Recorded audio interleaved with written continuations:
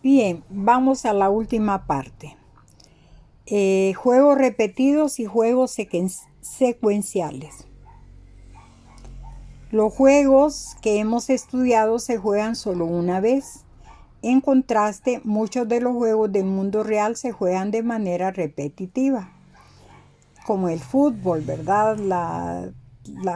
El básquet. Bueno, la verdad que todos los juegos, ¿verdad? Se repiten y se juega para ver quién es campeón del mundo, campeón de América, campeón de Europa y cosas así, ¿verdad?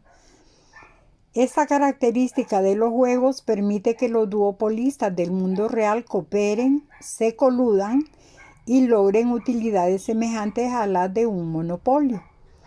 Otra característica de los juegos que hemos analizado es que los jugadores se mueven de manera simultánea. Sin embargo, en muchas situaciones del mundo real, un jugador realiza primero un movimiento y después el otro jugador realiza el suyo. Es decir, el juego es secuencial más que simultáneo. Esta característica de los juegos del mundo real da lugar a un gran número de resultados posibles. Vamos a ver los dos aspectos.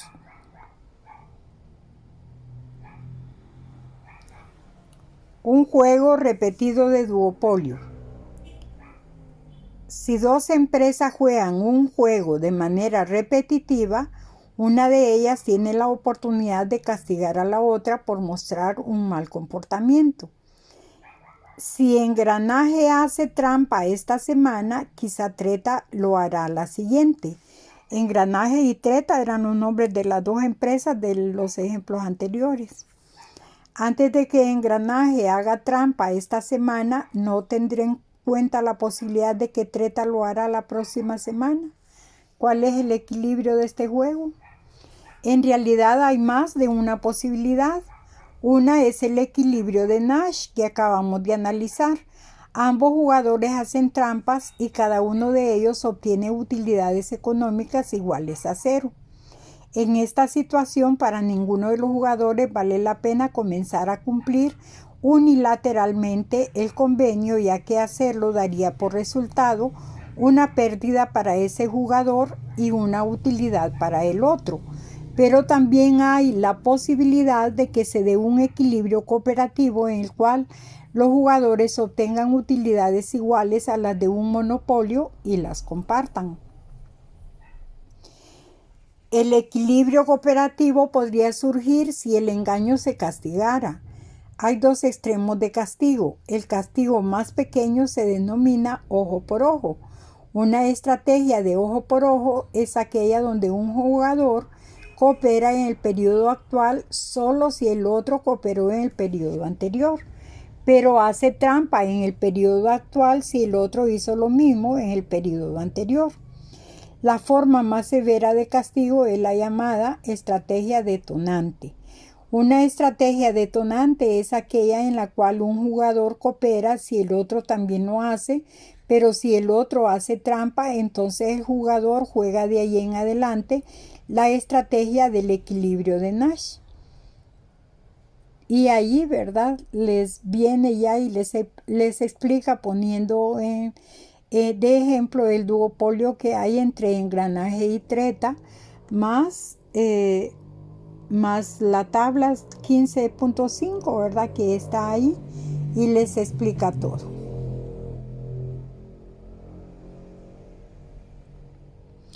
Ahora veamos juegos y guerras de precios. Un juego repetido de duopolio puede ayudarnos a entender el comportamiento en el mundo real y en particular las guerras de precios. Algunas guerras de precios pueden interpretarse como la puesta en práctica de una estrategia de ojo por ojo. Sin embargo, el juego es un poco más complicado que el que hemos analizado, ya que los jugadores no conocen con precisión la demanda del producto. Al jugar una estrategia de ojo por ojo, las empresas tienen un incentivo para conservar el precio de monopolio. No obstante, las fluctuaciones en la demanda provocan fluctuaciones en el precio de monopolio y algunas veces Cuando el precio cambia, a una de las empresas podría parecerle que esto ocurrió a causa de que la otra le hizo trampa. En este caso se desatará una guerra de precios que terminará únicamente cuando cada una de las empresas quede satisfecha y considere que la otra está lista para cooperar de nuevo. Habrá ciclos en los que se alternen la guerra de precios y la restauración de los acuerdos de colusión. Las fluctuaciones en los precios internacionales del petróleo podrían interpretarse de esta manera. O sea que sería un ejemplo, ¿verdad? Algunas guerras de precios surgen a partir de la entrada de un pequeño número de empresas en una industria que antes era un monopolio. Aunque la industria está compuesta por un pequeño número de empresas, estas enfrentan un dilema similar al de los prisioneros y se ven imposibilitadas para imponer castigos efectivos por rebajar los precios. Esto puede explicar el comportamiento de los precios y los niveles de producción que enfrentó la industria de los procesadores para computadoras durante 1995 y 1996. Y ahí ya es ejemplo, ¿verdad? Y les explica cómo pasó parte de la historia. Ahora vamos a ver un juego secuencial de entrada en un mercado disputable. Si dos empresas juegan un juego secuencial, una de ellas toma una decisión en la primera parte del juego y la otra toma una decisión en la segunda parte. Vamos a ver. En un mercado disputable, es decir, un mercado en el cual entrar y salir es tan fácil que las empresas que lo conforman enfrentan la competencia de entrantes potenciales. Ejemplos de mercados disputables son las rutas atendidas por aerolíneas y por compañías navieras que operan en las... Ay, perdón. Me cayó un mensaje de Naaman. Ejemplos de mercados son las rutas atendidas por aerolíneas y por compañías navieras que operan en las principales vías fluviales. Estos mercados son disputables porque las empresas podrían entrar a ellos si se presentara la oportunidad de obtener utilidades económicas y también podrían salir de ellos sin recibir castigo en caso de que la oportunidad de obtener utilidades desapareciera.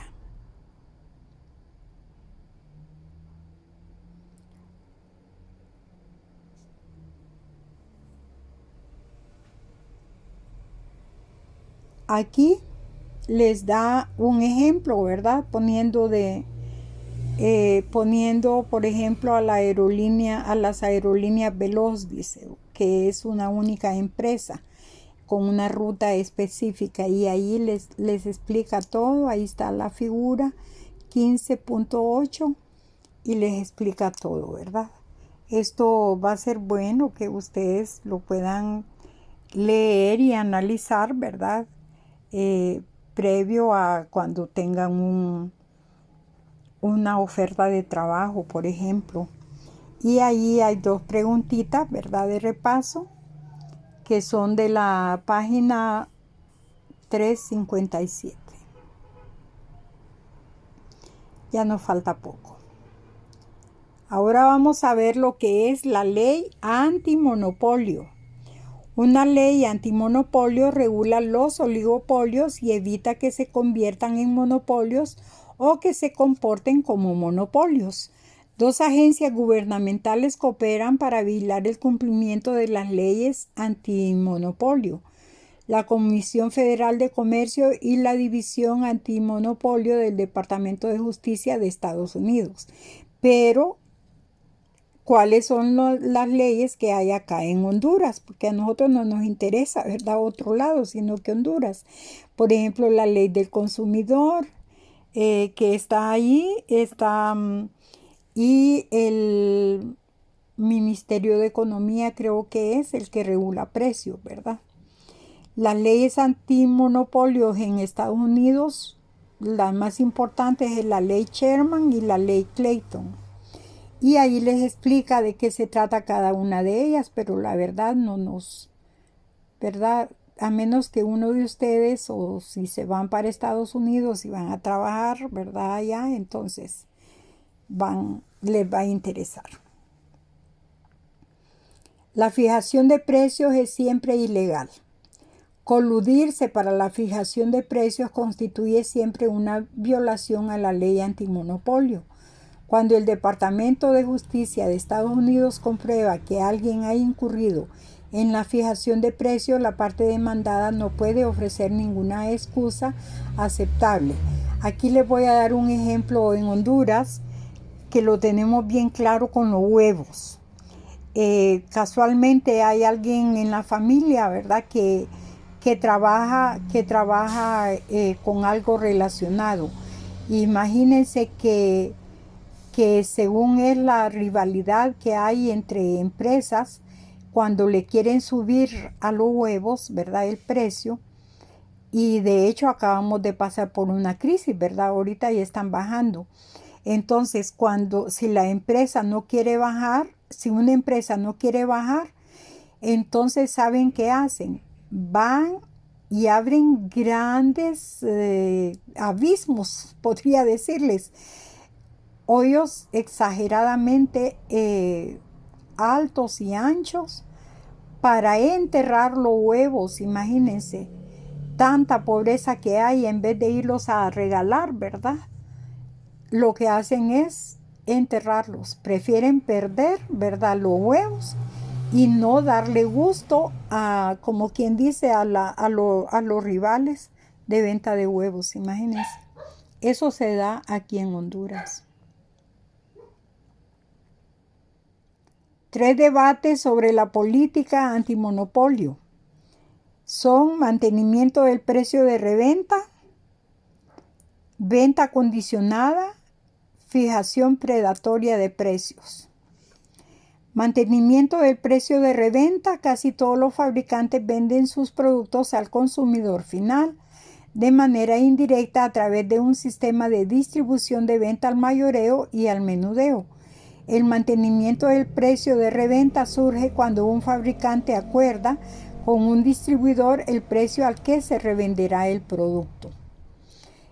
Aquí un ejemplo, una mueblería. Hay una mueblería acá en Santa Rosa de Copán, ¿verdad? Hacen los muebles y ellos, por ejemplo, hacen los muebles que se distribuyen en Elements. Imagínense, son muebles carísimos. Entonces, lógicamente, a ellos les dan un precio, ¿verdad? Y tienen acá también su propia distribuidora, que son precios diferentes, pero lógicamente los muebles que hacen para Elements no los hacen para venderlos y distribuirlos acá, ¿verdad?, en Santa Rosa de Copán. Cuando hay mantenimiento del precio de reventa ineficiente, dice. Resulta ineficiente cuando permite a los comerciantes cobrar el precio de monopolio. Al fijar y hacer cumplir el precio de reventa, el fabricante podría lograr el precio de monopolio. Mantenimiento del precio de reventa eficiente.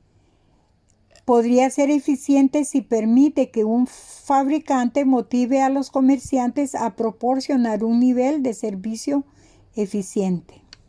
Y ahí les pone un ejemplo, ¿verdad? Venta condicionada. Un acuerdo para vender un producto solo si el comprador acepta adquirir otro producto diferente es lo que se denomina venta condicionada.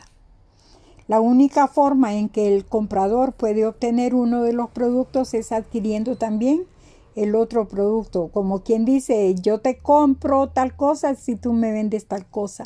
Parecido al trueque de antaño, ¿verdad? Y tenemos también lo último, que es la fijación predatoria de precios. El establecer un precio bajo para sacar del negocio a los competidores con la intención de establecer un precio de monopolio una vez que la competencia se ha ido. Eso es fijación predatoria de precios. Aquí se da, lo he visto bastante con la comida.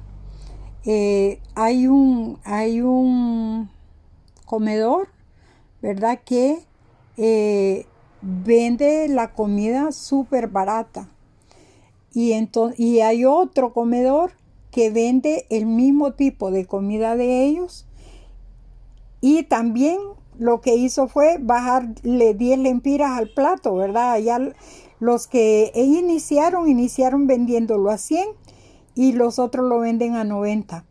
Pero les voy a decir que ya quizás los de 100 tenían sus propios clientes y ellos les va bien. Ellos tienen una determinada cantidad de platos de comida para hacer a diario.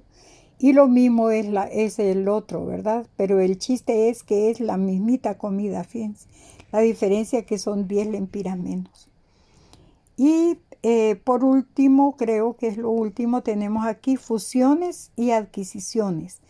Las fusiones que ocurren cuando dos o más empresas acuerdan unirse para crear una empresa más grande, y las adquisiciones que tienen lugar cuando una empresa compra a otra empresa son acontecimientos comunes. Ahí hay un ejemplo de fusiones. Para el caso, nosotros tenemos aquí de ejemplo el Banco de los Trabajadores. Allí le voy a decir que hasta yo era, allí los clientes de Banco de los Trabajadores iniciamos, yo fui una, que éramos socios, ¿verdad? Entonces nosotros teníamos capital ahí, ¿verdad? Que habíamos invertido y se nos daban ganancias, ¿verdad? Pero ¿qué sucedió? De repente salieron con que habían quebrado. Yo me fui con 18,000 lempiras, ¿verdad? Que me lo robaron prácticamente. ¿Y quién compró el banco ese? La Asociación de Cooperativas de Honduras, ¿verdad? Y luego ahora fueron vendidas, siempre quedó con el nombre de Banco de los Trabajadores, pero luego fueron vendidas a lo que es ahora el Banco Cuscatlán. Ahora se llama Banco Cuscatlán. Esa fue fusión, ¿verdad? Que hubo. Y ahí tenemos, ¿verdad? Las siguientes preguntas de repaso de la página 361. Y son las últimas, son 5 preguntas, junto con las 2 de arriba de la página 357. Entonces son la tarea que tienen para el miércoles. Espero que les haya ido bien a todos, ¿verdad? Que este examen próximo sea para que ustedes aumenten su calificación, ¿verdad? Y les quede muy arriba. Muchas gracias, fue un gusto trabajar con ustedes.